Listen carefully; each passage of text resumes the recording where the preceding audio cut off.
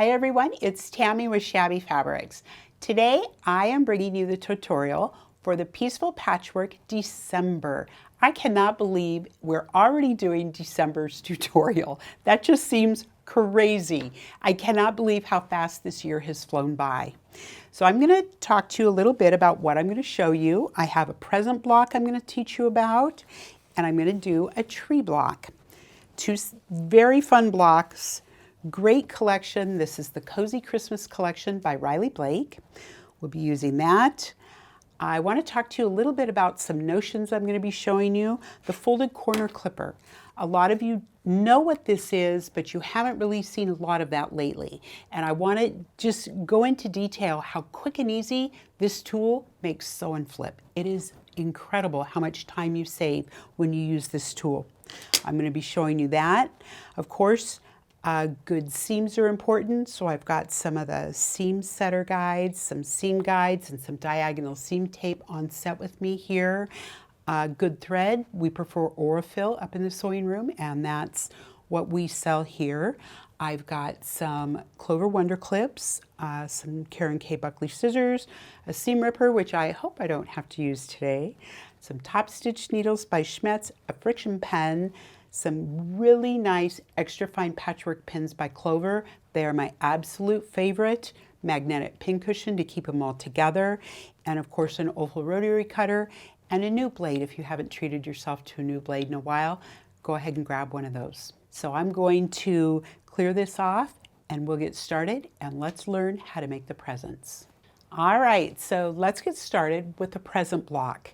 This is so much fun. So the first thing that I did was I did all my cuts as listed on page 1 of the cutting instructions, and I did label my fabrics. I'm a firm believer in labeling my pieces so that when I have them all laid out, I know exactly which piece I'm reaching for, and that's all referenced in the pattern.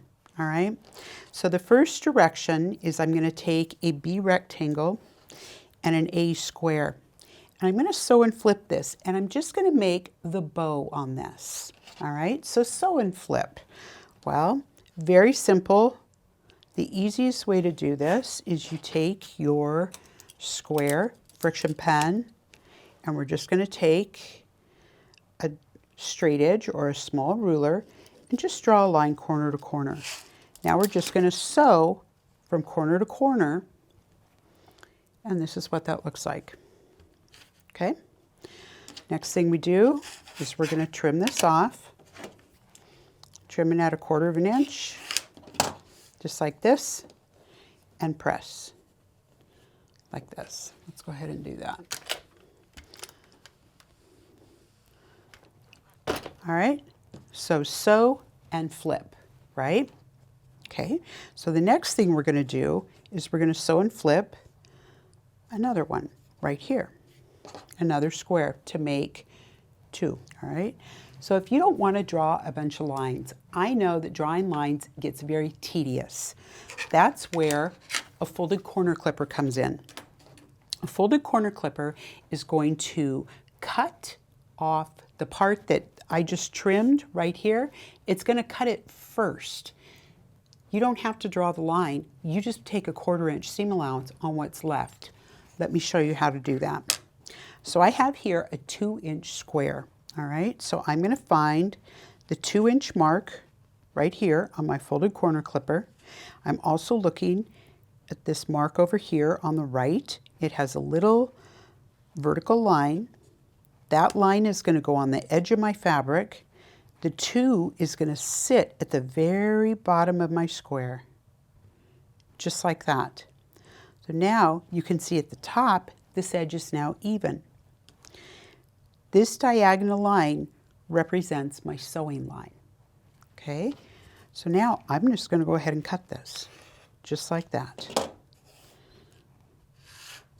So you see, what I have done is avoided having to draw a line. I'm going to put a pin in this piece right here, okay? We take this to the machine and we start right here on this corner and we sew 1/4 of an inch right here to the bottom of this corner. All right, let's go do that. All right, so my needle's down And I'm going to start right here at this corner, come right on and sew a 1/4 inch right off at that bottom corner. All right, so you can see I didn't have to stop and draw a line. I didn't sew, and then I didn't have to trim it after I sewed it. Now I'm just ready to go straight to the iron and press this open, just like that. There we go. There's our little flying geese right there. That's our little bow for our present. All right, so the next thing we're going to do is we're going to add 2 C units to either side of this, just like this. I just need to get these pressed. There we go. Perfect, just like that. That's our bow unit. So I'm going to set that aside. All right, and then we're going to work on the present. All right, so let's look at an E square and 2 D squares. So now I'm going to make the bow for the next present. And to do that, you're going to sew and flip this right on the bottom, just like we did before, right? Sew on the line, trim it, and press. Very simple, very, very simple. Put another square on, use your corner clipper if you like. Again, sew, press, done. There's my other bow unit. Okay, so now I'm going to put that together and make the top of this present. So I have an F rectangle and another E square, just like this. And when I sew them together, they look like this. I'm going to show you how I press that. I press this towards the ribbon. 2 reasons why. Number 1, I pressed away from this point. I try to press away from points anytime I can. Number 2, I wanted to make this ribbon kind of stand up a little bit on the fabrics, on the project. Kind of accentuate that ribbon, and I like the way that that happened there. Okay, there's that. All right, the next thing we're going to do is we actually put this onto here, and we're going to add a G rectangle to the side. And you can see that is right here, the top half of this. All right, so when I did that, I added my G rectangle, and I'm just going to set my seam first before I press this over. And again, you're pressing away from these points, just like that. Okay, so now we have the top half of our present done, just like that. Now let's do the teal present. This one is actually much easier. So you've got 2 rectangles, 2 H rectangles, an I rectangle. Oh, there we go.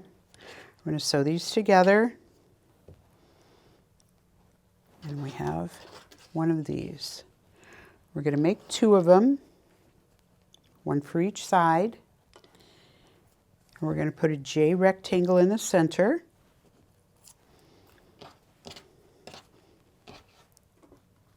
And again, I press these toward the ribbon everywhere. So I did it towards the ribbon here and towards the ribbon in the center of this. All right, now I have this part of that. Cute. See how quick this block comes together? I love that. Okay, now let's make this little side piece. I have a K, an L, and an M goes at the bottom, and this is your background. So that gives this present dimension. It sets it up a little bit. And then the K becomes that little tiny piece of ribbon that's poking out right here on the other side. Okay.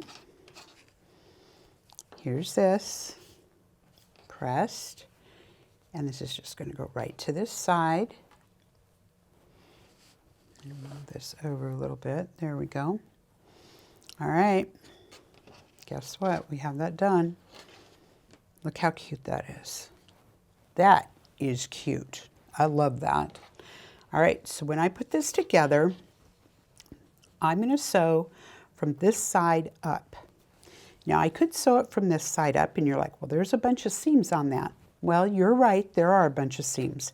However, I'm watching this point and I'm going to actually take a Friction pen and mark this point right here. So I think you can see this from the top camera if I do this. If I mark an X here, I want to sew my 1/4 inch is going to hit exactly in the middle of this X. And then I know I have exactly hit this point right here. Okay, so let's pin that on. So when I'm pinning this, I'm always going to pin on this end because my 2 corners try to walk away from each other all the time. And I don't like to stop when I get to the end of the block and have to readjust this. So I always pin that. That's usually the first thing I pin. The next thing I'm going to pin is the beginning. Like this. Now I can see the center will fit, no problem. I'm going to center my little bow in the center of the ribbon. And I can just visually center that. And I'm going to put a pin right here. Just to kind of remind this fabric, I want it to stay down when I approach it. Do I have any pitfalls on the back? I don't see any yet. I'm going to pin this down because I know when I'm sewing across this seam is going to flip on me. I know this one's going to flip. We're going to give him a pin. Ah, there it is. This one on the back. Do you see this pin, this seam right here? A lot of times when we're sewing across a seam, this will flip. And then I stop and I have to rip that out. So it's faster for me to put a pin in it than it is to rip it, I have found. Right? It only took me a couple of seconds to put a pin in, but if I have to stop and rip that, that's going to take me at least 30 to 45 seconds. It's much faster and easier to just put a pin in there. All right, I'm ready to go to the sewing machine. Let's go sew this seam right here and see what we got.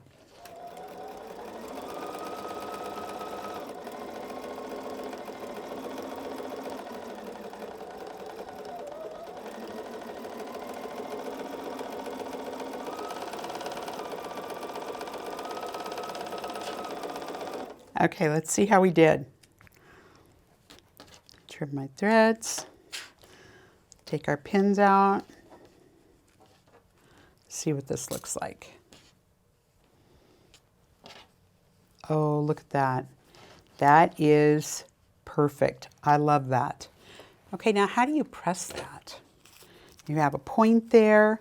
Well, like I've been telling you, we're going to press away from that point. I don't want to press towards that point.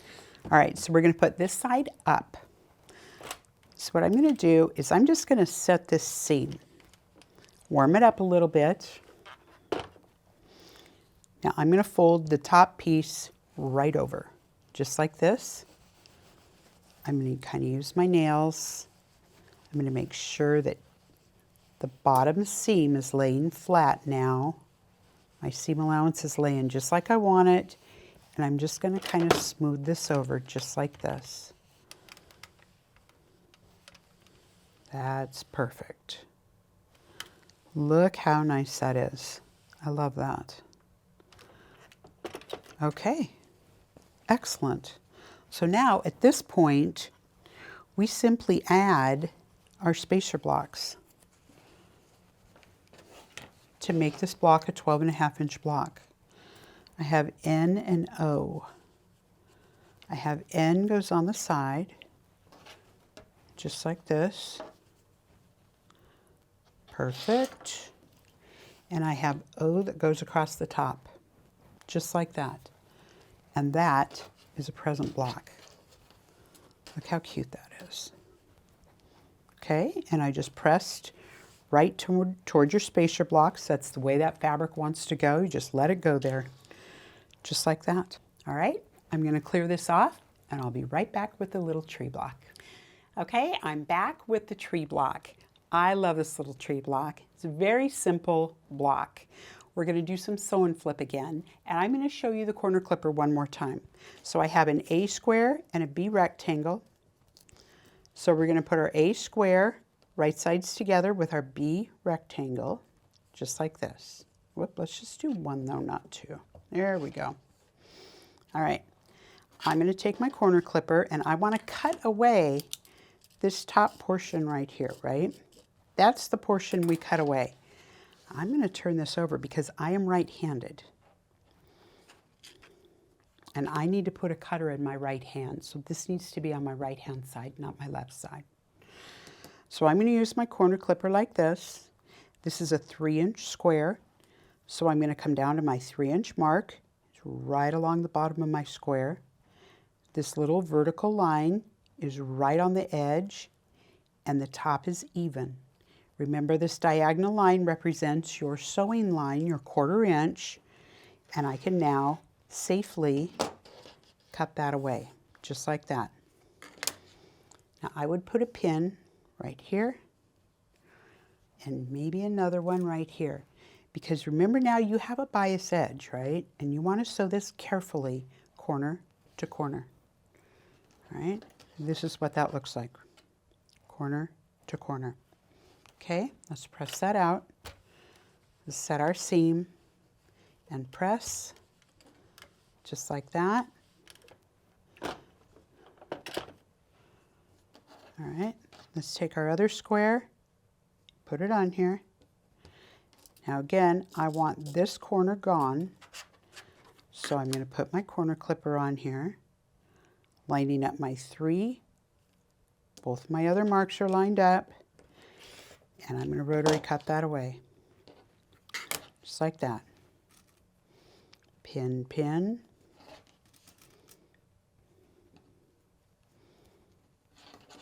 And sew corner to corner, just like this. Okay, and presses open. All right, that is how you do the center of every single one of these tree branches right here. Okay, we're simply going to make them different sizes, and we're going to add different size rectangles, spacers to the ends. The first one is C, and he looks like this. And I did press those away from the points. Okay. The next one is D and E. Then I have F and G, H and I. Just like that. So here my tree is almost completely assembled, right? So all I need to do now is make my tree trunk. So I'm going to take 2 J's and a K, just like that. Sew them, and again I press them towards the dark, right here. Kind of accentuate the tree trunk a little bit at the bottom of our tree. And then we just simply sew them together. So when I did this, I just flipped this down. These line up fine, perfect. And again, I'm going to sew this from this side because I have 2 points that I want to watch for, and I'm going to mark these with a friction so you can see the points I'm talking about because I used white thread. This one and this one. Okay, so we want to make sure that we're sewing right through the center of that X, and then we'll know that we have hit that 1/4 inch right on that point. Okay, so on this one, again, I have these hidden seams that are going to flip the wrong way.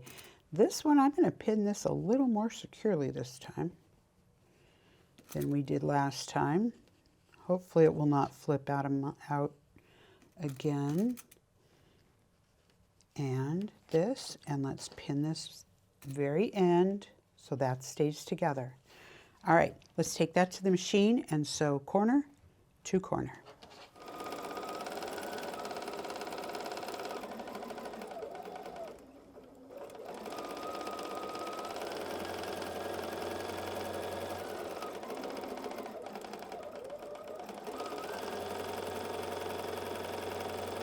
Okay, let's take out our pins and see how we did. Find my ironing mat here. All right, so how am I going to press this? Well, I'm going to tell you, I did this the easy way. I took the piece I just added and I pressed it down away from these points, just like that. Let me take these stickers off. I don't want a sticker to end up on the bottom of my iron. There we go. There we are, just like that. You see how nice and flat that lays? I like that. Those points are perfect. That looks great. Okay, now we just continue adding the rest of your rows and you have a tree. You can see on the back I pressed everything down and now we have a tree block, just like that. All right, so thank you so much for joining me for Peaceful Patchwork December. I hope you enjoy making this and displaying it in your home this holiday season.